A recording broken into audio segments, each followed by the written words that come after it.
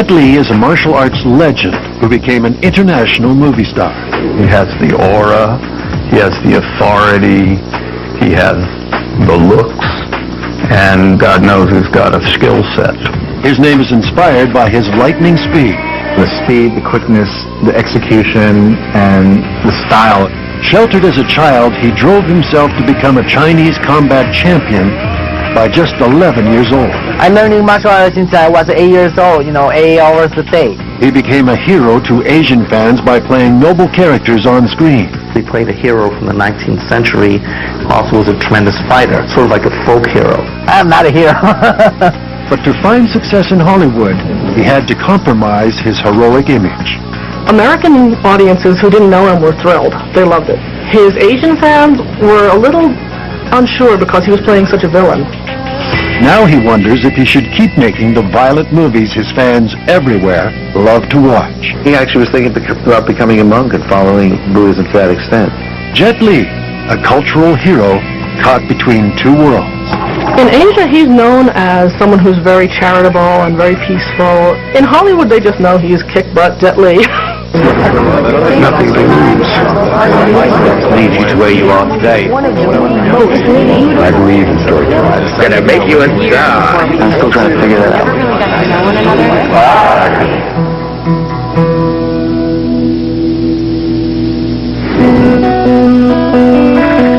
In December 2004, Jet Li was at the top of his game, martial arts champion, international movie star. On screen, there wasn't a menace he couldn't conquer. But on the tiny Maldive Islands, a half a world away from Hollywood, Jet Li found himself facing a terribly real threat when a killer wave caught his family on the beach. The wave came in and swept them up, and it was all he could do to hold on to his daughter. And he was trying to guide his daughter to safety, and he was hit in the leg by some floating piece of furniture. Jet's quick action saved his daughter's life.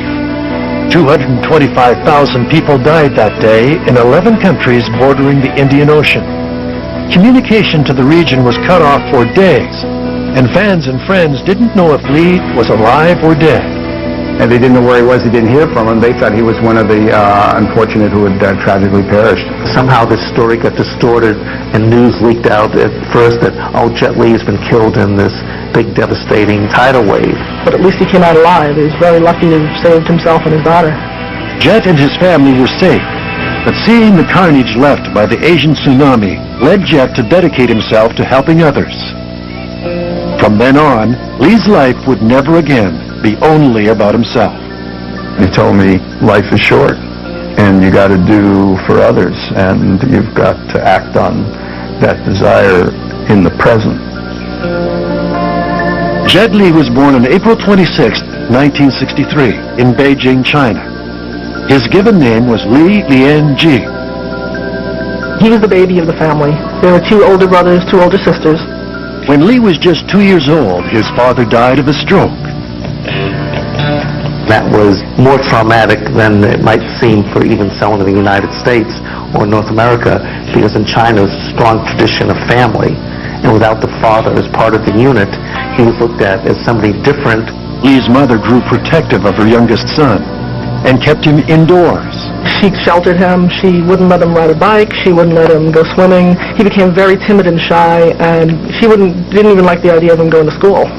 When Li turned 8, his mother finally allowed him to go to primary school in Beijing. Because the family was poor, the shy boy was forced to wear his sister's hand-me-downs. There was a pair of pants he had to wear at the school, which was clearly girls' pants because there was a zipper down the side rather than the middle, and he'd walk down the hallways at school with his hand covering the zipper so they couldn't tell it was girls' pants. Every summer, Chinese students were assigned to learn a special skill. By chance, Li was sent to study the ancient martial art of wushu.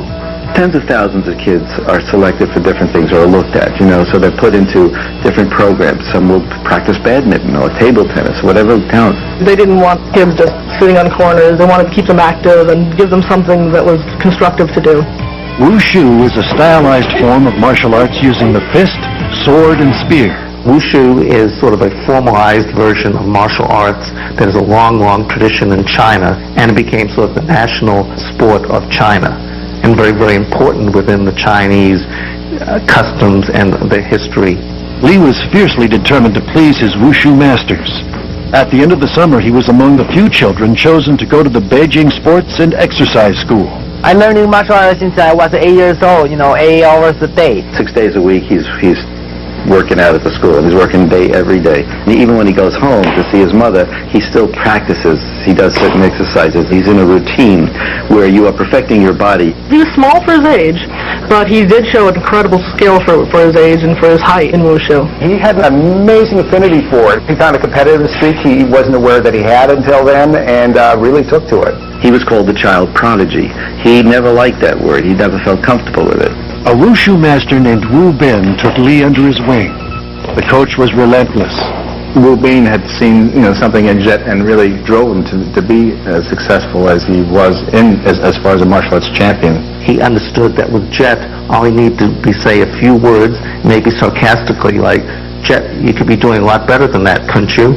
And where somebody else might just shrug it off, with Jet, he took this to heart, and he immediately practiced twice as hard. Coach Wu Bin would visit Li at his home whenever his student wavered. The coach would come to see him, and he said, "I don't want to do this anymore." And he said to him, "Well, that's okay, you don't have to do it, but when you grow up, you have to make a decision. Do you want to be a hero, or do you want to be a panda?"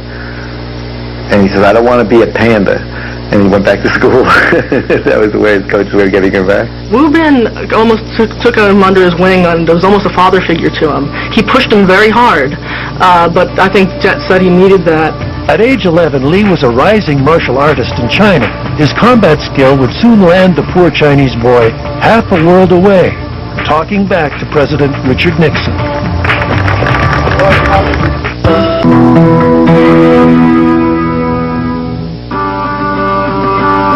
Jet Li is an international martial arts movie star who started his rise to fame early.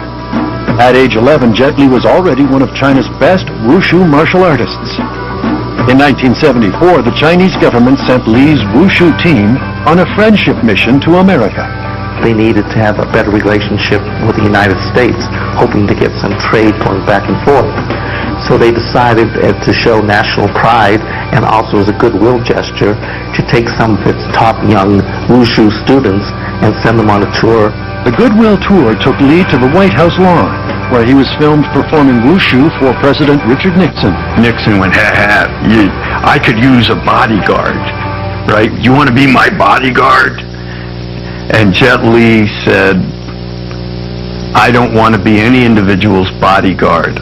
I want to protect 1 billion Chinese people.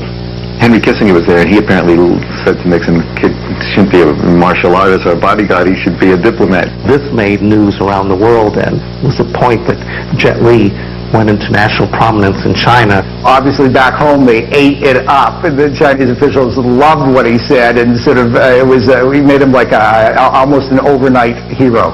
Li and his teammates were warned to be wary of their American hosts.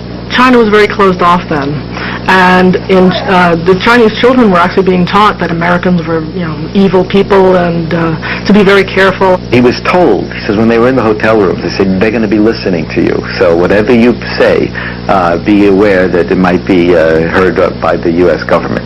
So he's, 11 years old, he starts walking around the room, and he's looking up at towards the telephone, and he's looking at the TV, and he goes, I like chocolate ice cream.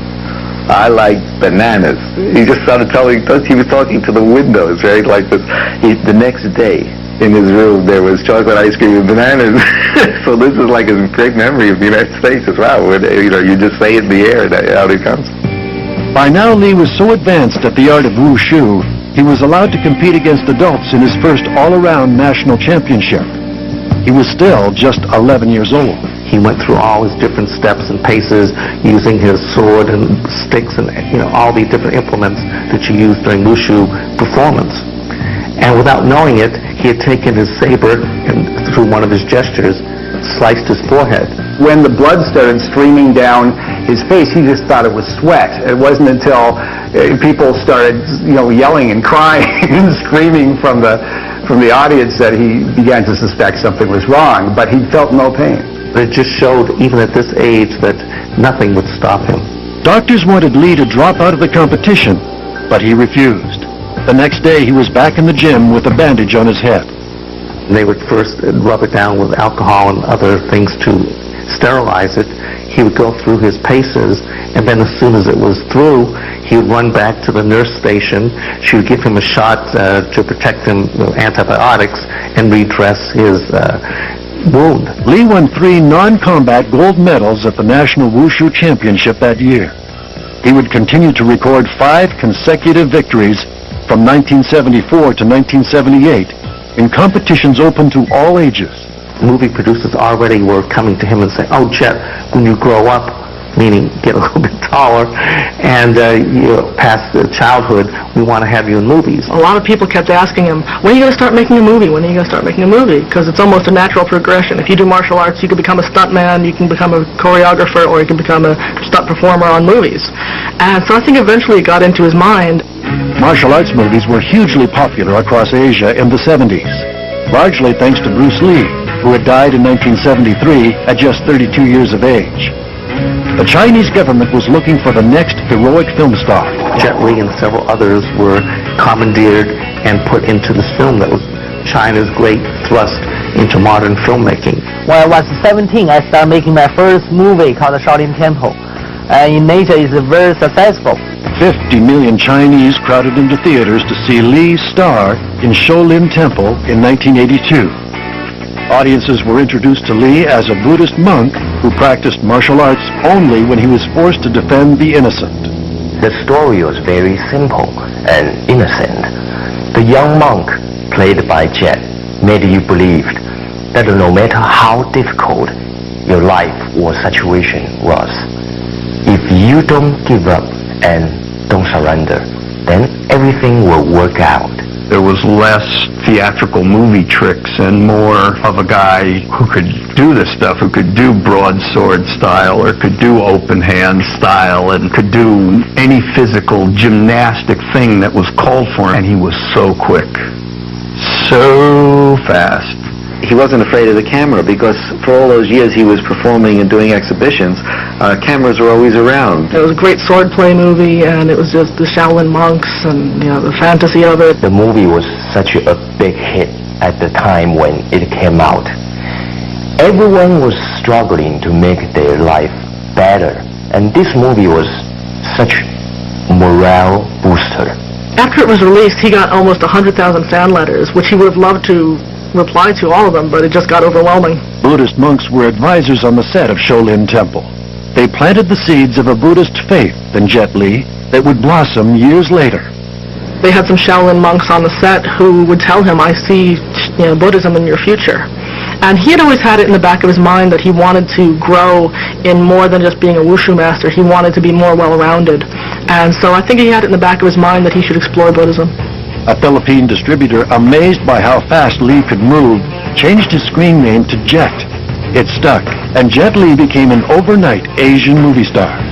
The posters were always very big, and they were always the posters of the movies were always him. Just a close-up of him. Jet Li, by that time, was attractive, a young man, sort of rather petite in stature, and so he was regarded as this cute young new screen star. He's really handsome. He's chiseled, and he has these amazing eyes, and there's something about those cheekbones and the proportions of his face which are very captivating. The first hit would lead to 2 more Shaolin Temple movies. Li's girlfriend, wushu artist Wang Chi-yan, joined him on screen for the sequels.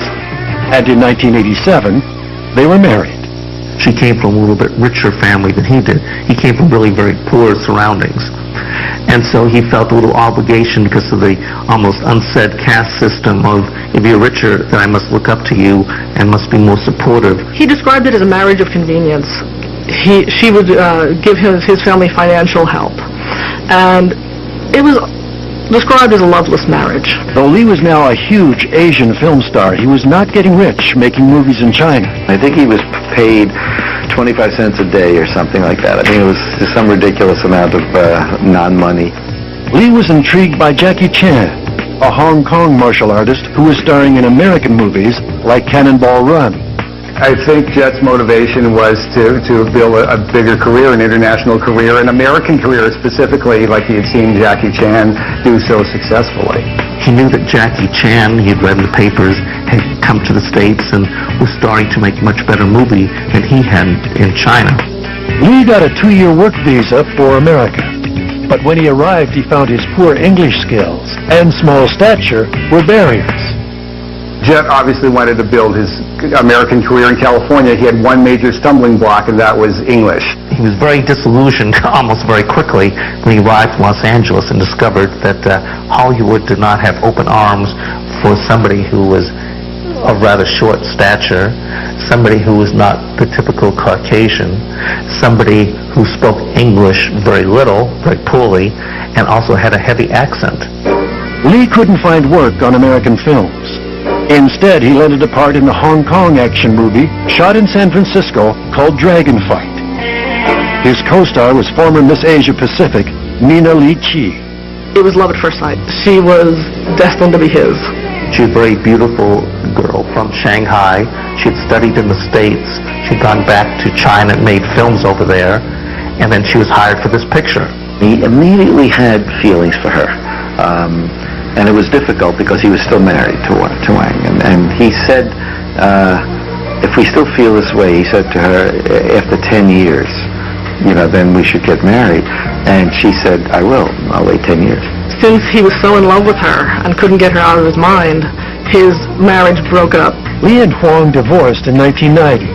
And while he was free now to be with Nina Li Chi, Jet kept to his word and would wait 10 years before marrying the woman he loved. First, he would return to Asia to seek his fortune in Hong Kong's booming film business.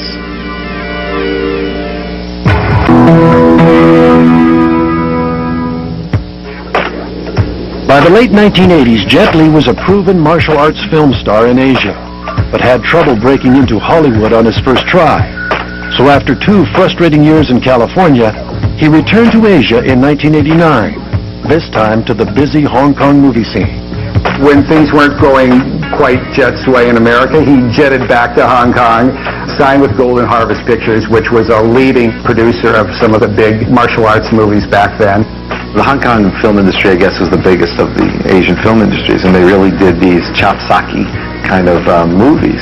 The martial arts movies were just popular. So when you could find someone of the caliber of a national champion martial artist, 4 times running, and young and good looking, and put him in the movies, it seems like you were getting the real thing.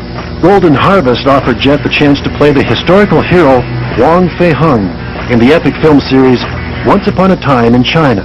He played a hero from the 19th century, this acupuncturist, herbalist, philosopher, also was a tremendous fighter, sort of like a folk hero. So the public could blur the line between Jet Li, the modern hero of wushu, and the modern famous person with this historical personage. Li wanted much more control over his films, and he wanted to earn more money. As he grew in popularity, Jet Li, he found himself clashing particularly with Tsui Hark, who was the director of these films. And each of them had naturally large ego because they both were very talented. Each had their own vision of what should be done. And so Jet Li increasingly felt, well, this is not the way things should be. I should be having more control over what I see as the future of my career. Jet hired Jim Choi, a tough Hong Kong agent with a tougher task. Much of the lucrative film scene was controlled by triad underground gangs. A lot of the Hong Kong filmmaking was controlled by the underworld. And Jet Li, being very idealistic and not happy with this, was trying to pull away from those elements involved in that kind of filmmaking. And of course, it's very hard to do since they controlled so much of it at the time. Jim Choi was hired by Jet Li to not only get him out of his contract with Golden Harvest, but also to help him get the money that he felt he deserved as a leading man. Several months later, negotiations to free Li from his contract were underway when Choi was murdered in Kowloon. In April of 1992, he was shot to death in his office building. That was sort of like a little lesson to Jet Li, be very careful because nobody's too great to be eliminated. There's kind of like murky things surrounding the details of that how that happened and who was responsible. It was believed that it was a triad murder because the triad does control, or did control, a lot of Hong Kong filmmaking back then. The scandal over Choi's killing pressured Golden Harvest to release Jet from his contract. He took control of his career and was soon on his way to becoming as famous as his childhood movie hero, Bruce Lee. Jet Li, as a child, one of the first films he ever recalled seeing or talked about was seeing Fist of Fury, which was Bruce Lee's picture in 1972. And that was a study of the martial arts school and the relationship between the master and his students. In 1994, Lee made Fist of Legend, a remake of Bruce Lee's classic kung fu film, Fist of Fury. Some critics consider Fist of Legend the best kung fu movie ever made. Comparisons between Jet Li and Bruce Lee were inevitable. There was a scene in the courtyard where he was sparring with someone. And, you know, the speed, the quickness, the execution, and the style, and the style, it just had a beauty about it. And it all the components about it. It was very a complete kind of martial artist. And just performed really well. The reason that more people think of him as a Bruce Lee style is his speed and accuracy. Bruce was the pioneer. Bruce was the one who made Jet possible. Without Bruce conquering the worldwide cinema, the next martial artist to come up and be extraordinary would have had to fight a whole other set of battles. Once people began to see Jet, they found the successor to the guy they first fell in love with. Martial arts fans in America, including director Quentin Tarantino, were now keen to help Lee make the move to Hollywood. You know, he always liked Hong Kong action film. I met him 10 years ago. 10 years ago in Hong Kong. I remember he's a very famous director, but he went to Hong Kong to see me, you know, we have a very nice talk. Selling the trade papers, you'd see Jet Li being considered for this part, Jet Li being considered for that part. And maybe many of the people reading the trade papers didn't know who he was, but the people who the filmmakers and producers of action films, they became aware of him. And part of that was thanks to Quentin Tarantino's trumpeting Jet Li. Jet's break came when he was offered a role in Lethal Weapon 4, part of the hugely popular Mel Gibson, Danny Glover buddy cop series. Warner Brother invited me come to Lethal Weapon 4. Then I have a chance to work with a lot of great actress in Hollywood. But Lee would have to compromise the heroic screen image he had cultivated in Asia to play a bad guy in Lethal Weapon 4. Jackie Chan had already turned down the role, so he would not disappoint his Asian fans. Jackie said, I have never played villains up until now. I am not going to change that. You know, my audiences know that I'm going to save the day one way or another. Next in their pecking list came to Jet Li, and he, through negotiations, decided yes, he would do it, because he thought this was a great opportunity to be in a major American picture, to learn the ropes, and to get some sort of appeal to an audience that really didn't know him. Because Lee's English was limited, producers made his character a strong, silent type. It was a device that would be repeated in later Hollywood projects. His English was not very good, so they tailor-made the part of the villain in Lethal Weapon 4 so that he would speak very rarely, but carry a big stick, so to speak, and get into a lot of combats with Mel Gibson. There is that blip of translation between what he knows in his mind and what he will say vocally. And I think some of the subtleties go away in that area. But in any language, he still brings the authority of who he is. Lethal Weapon 4 opened at #1 in the U.S. in July of 1998. But Jet's Asian fans weren't happy to see their screen hero play an evil character. American audiences who didn't know him were thrilled. They loved it. His Asian fans were a little unsure because he was playing such a villain, and he didn't have very many lines. His English wasn't up to par quite yet.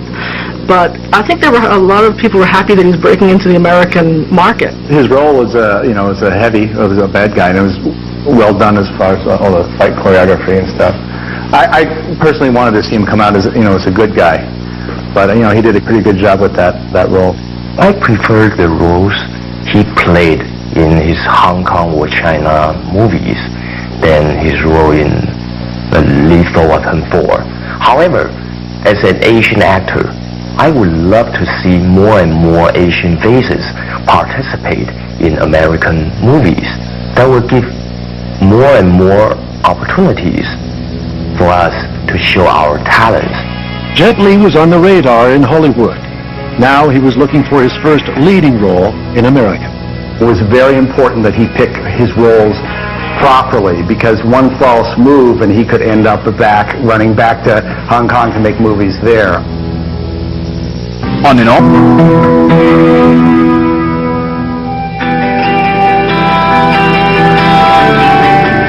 Jet Li had been a martial arts film star for 15 years before finding North American success in Lethal Weapon 4 in 1998. But when another leading role came along, he surprisingly turned it down. In 1999, he married Nina Lishi, and just as he had promised in 10 years, if everything worked out and they both still loved each other, they would wed, and they did. Jet Li and Nina Lishi had remained in love for a decade. Finally, they were married. Li would put his career second to his wife. After their marriage, soon thereafter, she became pregnant, and at that time, Jet Li had been approached to do Crouching Tiger. And he wanted to do the part. He knew he could do it very well, but he had promised his wife that if she were pregnant, he would be on hand during her maternity period and not be away. So he turned down that part. Crouching Tiger, Hidden Dragon was directed by Ang Lee. It would be nominated for 10 Oscars and win 4. Yes, he would like to have this career. He would love to have a Jackie Chan career, but he puts family ahead of just about any other move. Li was still looking for a leading role in Hollywood. He found it in Romeo Must Die, a loose retelling of the Shakespeare tragedy Romeo and Juliet. Li's co-star, Russell Wong, was impressed with Jet's intensity on set. Dad, what's a mistake? Come on. Watching and working with him on Romeo Must Die, he's really focused on what he wanted to do, what he wanted to achieve. He was very focused on how his character would fight and how my character would fight, and every aspect of the fight choreography.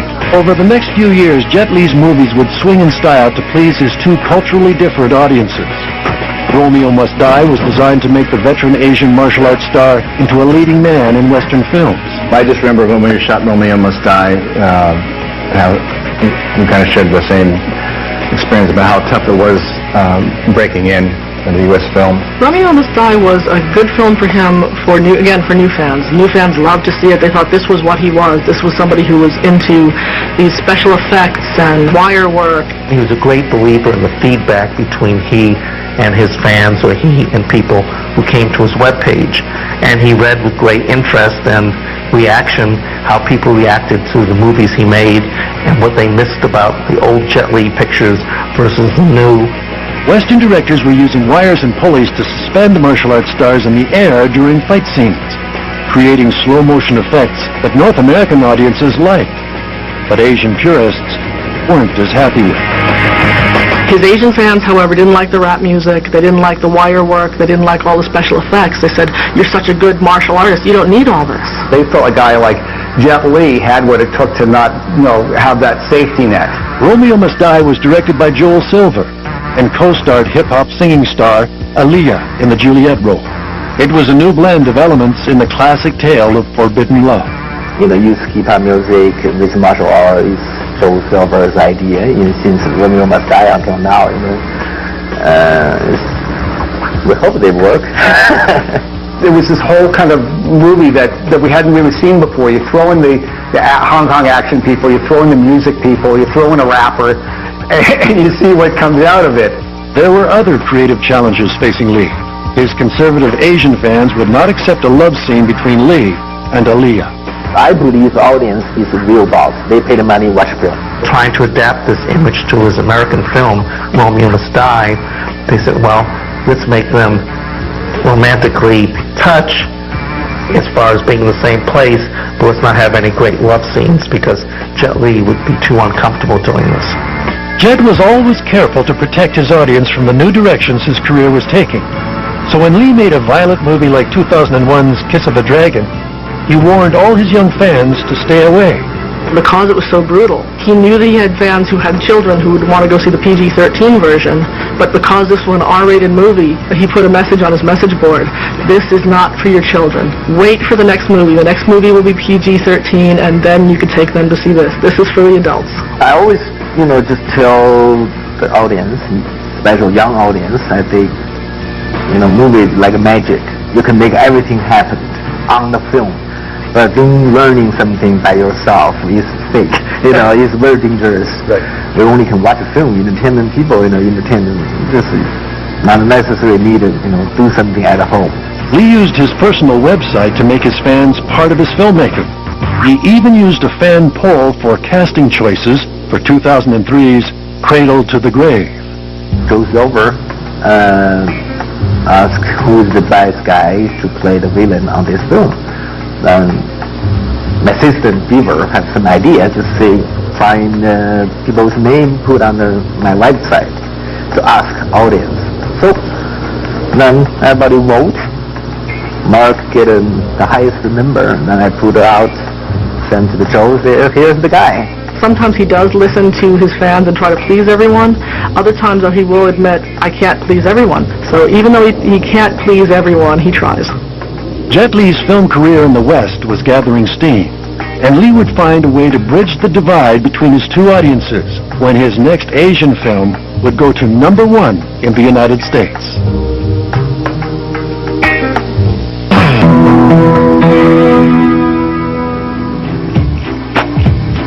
By 2002, Jet Li had cracked the North American movie market with films like Lethal Weapon 4, Romeo Must Die, and The One. Then Lee returned to China to make the epic period film Hero, directed by Yimou Zhang. I'm not a hero. Hero was one of the biggest Chinese movies to be made, and it was going to be along the lines of Crouching Tiger. It was about the first emperor of China and how this guy becomes his bodyguard because he saves the emperor, and what happens. And Jet Li is that bodyguard. He has the aura, he has the authority, he has the looks, and God knows he's got a skill set. Miramax held the North American rights to the film and withheld it from release for 2 years. They pick release dates for them, and then those release dates would come and go, and then they'd pick other release dates, and they'd schedule them in. And then 2 years went by, still no Hero on American screens, and the fans are going nuts, and DVD copies are making their way to America, black market copies. Quentin Tarantino had made several pictures for Miramax, and so they had a good relationship. And so because he bugged them that, they should release this picture, he had seen prints of it, they decided to say, Quentin Tarantino Presents. This way, even though Tarantino was not part of the film, they got the advantage of his box office name on the marquee. Jet Li was the star of the first foreign language film ever to make #1 in its opening weekend in the United States. It was that weekend's #1 film by a wide margin, took everybody by surprise. There's something very electric about Jet, and very classic. This is why I think he spans centuries so easily, because there's an essential humanity to him that we like to feel is got the size of an historical person. Hero was like the perfect film for Jet Li. It brings in so many elements. It brings in historical element. It brings in all the wire work you want to see, and terrific characters. In Hero, Lee's character spares a ruthless emperor whose intentions are good. The film appealed to Lee's Buddhist belief in the balance of good and evil. It was just something about the whole nature of Buddhism that he was learning, and the nature of violence that he was perpetrating, in a sense, on film, that was in conflict, until, he started to really understand that, well, you're a good guy, you're a bad guy, this is the way it is, this is the way these films are, and these are the stories they tell, and they tell it through this means. I think all these things that give him this ability to float through a sea of enemies in a massive scenes, like in Once Upon a Time in China, 1, 2, 3, 4, or Hero, to stand there amidst the enemy, comes right from the metaphors of the Buddha. Lee's Buddhist faith had been gradually growing since he first met monks on the set of Shaolin Temple in 1982. He had sensed from a young age that his life was part of a larger spiritual thread. He always felt like right from the beginning when he was 4 or 5 years old and he had the ability to do martial arts movements and all in a way that the others couldn't. And it wasn't something that was like totally new for some reason. He probably practiced Buddhism the way he practiced martial arts. So that's with a pretty intense discipline. Buddhists believe in reincarnation and the pursuit of enlightenment through meditation. He felt with Buddhism that explained it in his way, you know, that we do come back. There's a yin and yang to everything, and that you have past knowledge of certain things, and this is what made him, in a sense, calm. For Li, inner peace and martial arts didn't always sit well together. He had grown tired of making violent action movies, and even considered leaving show business. One of the things that Jet Li was feeling was that he had made enough movies that they were repeating themselves, and he didn't want to have kids repeating lines that were in the movie, go, you know, die, you know, I'll kill you. He was so pleased with where his career was and satisfied with the money that he had made and more than satisfied with his family life that he thought, I've done everything I set out to do. What more could anybody ask? Ironically, it was a peaceful Buddhist monk who convinced Li to use his martial arts career to promote his faith around the world. He was involved very much with Lo Kusang, who's sort of a disciple of the Tibetan Buddhism. And in fact, it was this Buddhist monk that was very strongly influential in Jet continuing in movie making and helping him understand that as a famous person, he would have a much bigger forum, a much bigger way of telling the world about Buddhism. Li's faith grew after he faced death in the Asian tsunami of 2004. Suddenly the big waves came in, and he was trying to guide his daughter to safety at the time it happened, and he was hit in the leg by some floating piece of furniture. Now, Jet, being in the Maldives are like 4 feet above sea level. The giant wave overtook Li and his daughter, but he managed to pull her to safety. Living through the disaster had a profound impact on Li. He believed his life was spared for a reason. I think that Buddhism allowed him to come to grips with death, which means you come to grips with your life, you come to grips with the nature of fate, and it all becomes one. It really affected him greatly. He said it was one of the most powerful impacts he had ever had in his life. He saw that this was a tourist area, and so there were people from all over the world, all different backgrounds. You had, bellboys from the locals, and then you had very rich people coming to visit, and they were all helping each other. Jet Li had spent his life focused on building an international career from his modest Beijing beginnings. Now that he had escaped death in the Asian tsunami, Li would dedicate his life to saving others.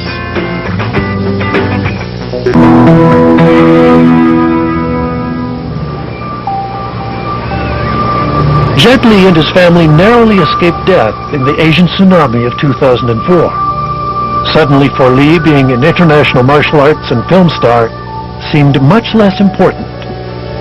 Because of that experience, he definitely treasures everything. He treasures his family more, he treasures his friends more, everything around him. Every day is a beautiful day. He told me life is short and you got to do for others, and you've got to act on that desire in the present. Li witnessed people of all races and backgrounds helping each other in the wake of the killer wave. They were all helping each other. They were all helping other people. It didn't matter where they were from. They didn't ask, who are you, where are you from, I'll help you if I want to. It was they had to pitch in, and I think this was the genesis for the One Foundation. Li teamed up with the International Red Cross to create a charitable foundation called The One. The One Foundation is a really wonderful collaboration between Jet Li and the American Red Cross, where it's very simple. It's $1 from one person once a month. He has worked out a lot of ways to get support because the burden of it is spread so widely that he really can generate a lot of capital. It not only goes towards disaster relief, but it also helps mental health issues for young children and young adults. I respect Jet for using his status and power to help others who are less fortunate. This is a man who makes millions of dollars, but he gives away a lot of money as well. This is one of his great hopes and one of his plans for his future is to make this foundation, The One, become much more important.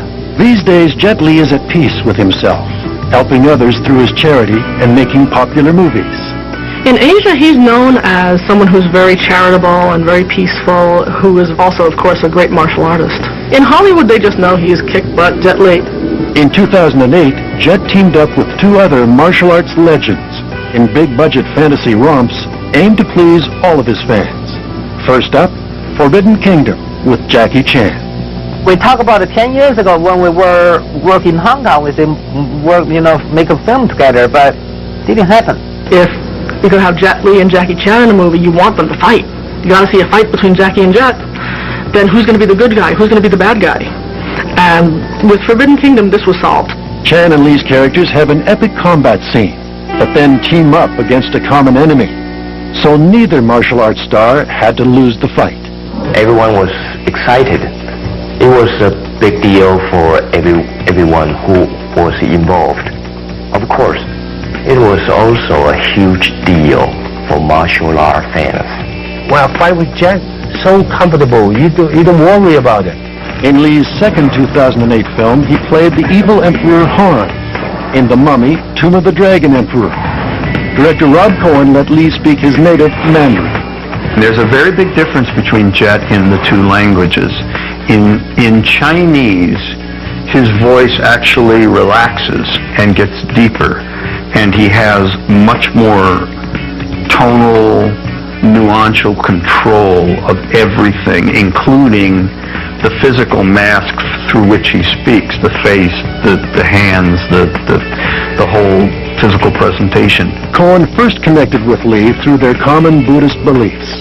And the first thing he does is look down at my wrist, and he sees this set of amber mala beads, and he says, what are those? They're Tibetan. And I said, yeah, these are my Tibetan mala beads. I practice Buddhism. And we began to talk about certain Buddhist ideas, and that was an immediate connection between us. At the end of shooting, he gave me this set of blue amber beads as a gift from his own amber collection, because I had been admiring his beads, and it was just, I wear them every day. In The Mummy, Jet fights Asia's greatest female martial arts star, Michelle Yeoh. Cohen was thrilled to direct the epic showdown. We began to work out the ballet of it, and with a little bit of wire assist and a lot of training that both these great Chinese actors brought to the job, I was able to do something that I felt was both beautiful and vicious and effective. Action actors don't just have to show their action skills. They also need to show their acting skills in order to make the audience believe that they are in danger. Jet Li has come a very long way from his humble beginnings in a poor Beijing suburb. It's kind of amazing when you look at somebody who grew up in a poor family that not only to become famous at the age of 11, 12, 13 in his homeland, but he grew to become famous around the entire world. Now in his 40s, Li aspires to make films that have no fight scenes at all. He is trying to get to do more acting, straight acting, than less fighting, although he's having some trouble getting people to accept him because they want to see Jet Li kick butt. Jet would really love to make a movie called Tibetan Monk in New York. It's a very different kind of fish out of water story, but a classic fish out of water story. And getting financing has been all but impossible for him because this film would have absolutely no martial arts sequences. You can't be the fastest gun on the block forever.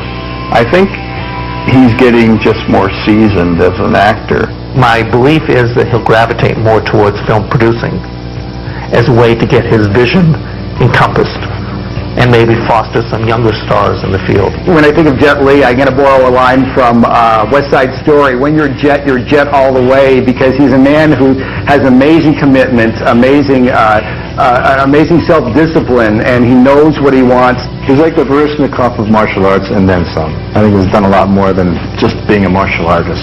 I think he's achieved quite a bit on an international level. It's his karma, maybe.